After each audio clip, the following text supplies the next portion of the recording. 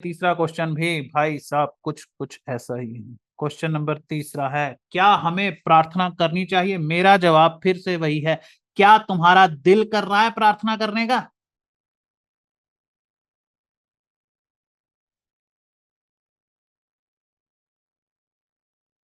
Prayers, क्या prayers करनी चाहिए? अगर तुम्हारा दिल कर रहा है तो फिर ये मत सोचो कि तुम्हारी प्रार्थना सुनने वाला कोई भगवान, कोई खुदा, कोई अल्लाह ऊपर बैठा है या नहीं बैठा है। चिंता मत करो। धर्म और ईश्वर की बात छोड़ो, तुम इस संसार में भी ऐसे ही हो। तुम जो भी करते हो, अगर तुम्हारा दिल कर रहा है करने का, तो तुम वो करने से पहले सोचते हो क्या दुनिया को ये अच्छा लगेगा, लोग क्या कहेंगे। नाचना भी हो, तुम्हारा नाचने का दिल कर रहा है, तब भी तुम सोचते हो कोई देख तो नहीं रहा। या फिर ये कंफर्म करते हो कि सब देख रहे हैं ना, कि ओ भाई साहब वहां कहाँ देख रहे हो, मैं डांस स्टार्ट करने वाला हूँ, पहला स्टेप छोड़ दोगे तुम्हारी जिंदगी खराब हो जाएगी। है ना, ऐसे बहुत से लोग होते हैं, वो कहते हैं मेरी तरफ देखो। भरी महफिल में गिलास तोड़ते हैं ताकि सब उनकी तरफ पलटें। कई लोग अपनी बीवी को थप्पड़ मारते हैं ताकि सब उन्हें देखें। कई बार लड़कियां चिल्लाती हैं बदतमीज ताकि सब उसे देखें। प्रार्थना, प्रेयर, भाई तुमने पूछा क्या प्रार्थना करनी चाहिए, तुम करो ना करो वो निकल जाती। प्रार्थना तुम्हारे बस में नहीं है। सवाल तो ऐसे पूछ रहे हो कि बड़ा तुम कंट्रोल करके चल रहे हो जिंदगी पर, कि ये करना चाहिए तो करूंगा, नहीं करना चाहिए तो नहीं करूंगा। प्रार्थना इंसान की प्रकृति है, इंसान की फितरत है। कोई कितना भी नास्तिक हो, भयानक परिस्थिति में, भयानक मुसीबत में इंसान प्रार्थना करता है। अगर सब कुछ अच्छा अच्छा चल रहा है तब भी भगवान को याद करता है कि कहीं कुछ गड़बड़ ना हो जाए, कुछ बुरा ना हो जाए। बेटी की शादी हो रही हो तो बाप ईश्वर को याद करता है। ईश्वर वहां है या नहीं, ये सवाल नहीं है। सवाल यह है कि क्या तुम्हारे मन में प्रार्थना उठ रही है? प्रार्थना वास्तविक है, ईश्वर कल्पना है। प्रार्थना यहां घट रही है, ईश्वर का कुछ पता नहीं।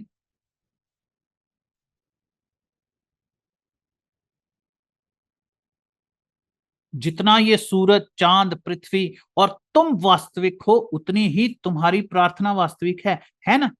तुम्हारी भावना है, जो तुम्हारा दिल धड़क रहा है, जो तुम्हारे ख्याल हैं, वो जो तुम्हारे मन से प्रार्थना निकल रही है, वो तो सच में है ना। उसका तो कोई तुम्हें शक नहीं है ना कि वो है कि नहीं है, या मेरी गलत फहमी है कि प्रार्थना निकल रही है। वो तुम्हें कंफर्म है ना कि प्रार्थना आ रही है मन से। सबके आ रही है। और ईश्वर के बारे में पूछो तो कुछ कंफर्म नहीं है भाई, सब कुछ नहीं पता है इसका। लेकिन ये भाई, ये जिसे तुम प्रेयर कह रहे हो, ये तो असली है ना। प्रार्थना किससे की जा रही है? क्या जिससे तुम मदद मांग रहे हो वो सुन रहा है? ये बाद में आने वाला सवाल है, लेकिन इस सवाल से पहले ही प्रार्थना घट रही है।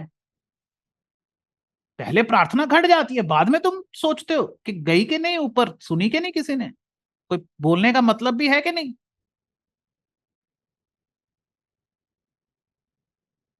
प्रार्थना प्राकृतिक है।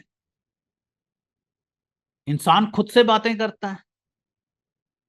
जब भी कोई आसपास नहीं होता, वो मुंह में बड़बड़ाता रहता है। उसके कई काल्पनिक दोस्त हैं, दुश्मन हैं, जिन्हें जिन्हें पुराने जमाने में क्या कहते थे, वो फरिश्ते कहते थे ना, कि एक हर इंसान के कंधे पर दो फरिश्ते बैठे होते हैं।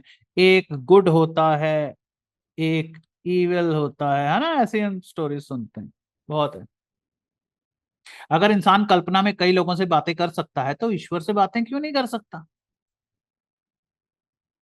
तुम जब पहली बार अपने बच्चे को गोद में उठाते हो, जो लोग बाप बने हैं तुम में से, जिनके बच्चे हैं, जब तुम पहली बार अपने बच्चे को गोद में उठाते हो तो वो जो एहसास होता है ना, वो इतना जबरदस्त होता है कि वही एहसास तुम्हें करवाने के लिए तुम्हारे माँ बाप तुम्हारी जल्दी जल्दी शादी करते हैं, तुम्हारी जल्दी जल्दी तुमको बोलते हैं बच्चा पैदा करो, क्योंकि वो चाहते हैं तुम भी उस आनंद को भोगो। जब तुम पहली बार अपने बच्चे को अपनी गोद में लेते हो और उसे देखते हो, तो तुम्हें ईश्वर के अस्तित्व पर यकीन होता है। और वो ईश्वर कोई और नहीं है, वो तुम खुद हो। तुम्हें इस बात का एहसास होता है कि मैं ईश्वर हूं क्योंकि तुम ही ने इसे पैदा किया है। जो बना सकता है, जो पैदा कर सकता है, वही ईश्वर है। इसलिए तुम्हारे माता पिता ही तुम्हारे ईश्वर हैं। वो ऊपर वाले का तो, इसको तो 0 नंबर मिल रहे हैं, इसका तो कोई रिकॉर्ड ही नहीं मिल रहा भाई। 0 नंबर ईश्वर को। क्यों 0 नंबर दे रहा हूं? क्योंकि बाकी की जितनी बातें हैं वो सब बातें ही तो हैं। लेकिन तुम तो जिंदा हो ना, तुम जो बातें कर रहे हो, जो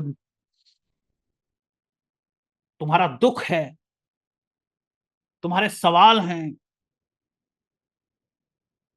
ये तो वास्तविक है ना, ईश्वर से ज्यादा वास्तविक। जब तक कोई ईश्वर तुम्हारे सामने आकर खड़ा नहीं हो जाता, तब तक तुम खुद को ही ईश्वर समझो। अब अगर इस ईश्वर के मन में प्रार्थनाएं उठ रही हैं, तो भाई उस पर भी सवाल मत उठाओ। उठ रही हैं तो उठने दो। प्रार्थना का क्या कर सकते हो? पूछ रहे हो, प्रार्थना करनी चाहिए। तुम रोक कर दिखाओ प्रार्थना।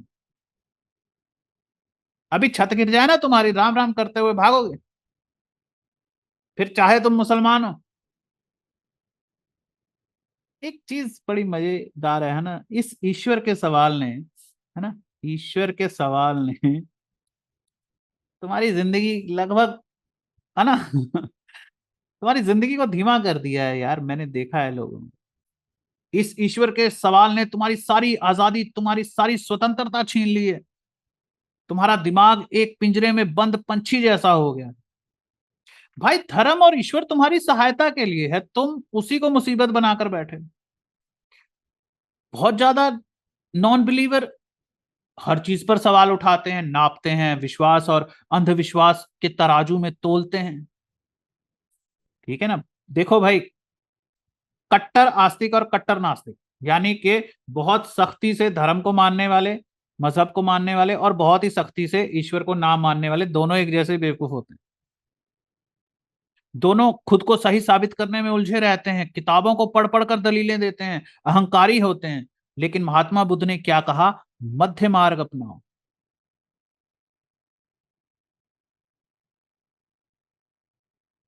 तुम्हें आस्तिक होना है, मगर होना नहीं है।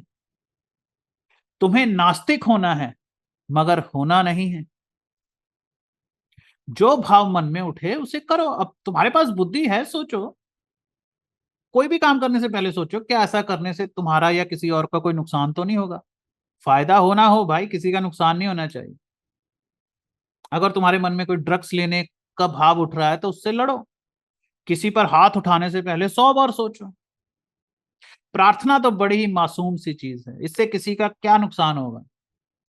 लेकिन प्रार्थना होती है, प्रेयर होती है। सड़क किनारे रहने वाले लाखों बच्चे रोटी के लिए रोज प्रार्थना करते हैं।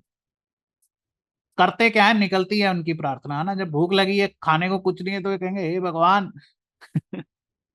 वो प्रार्थना करते थोड़ी है, प्रार्थना निकलती है। महलों में बैठे करोड़पति जिंदा रहने की प्रार्थना करते हैं, ताकि वो सुख भोग सकें। हर पैसे वाले आदमी को डर होता है, मर ना जाऊं, ये गाड़ी बंगले, ये मौज मजे, ये औरतें सब यहीं छूट जाएंगी, उनको इस बात का डर होता है। प्रार्थनाएं दोनों करते हैं, किसकी सुनी जाती है, ये तुम सोचो। है कि नहीं?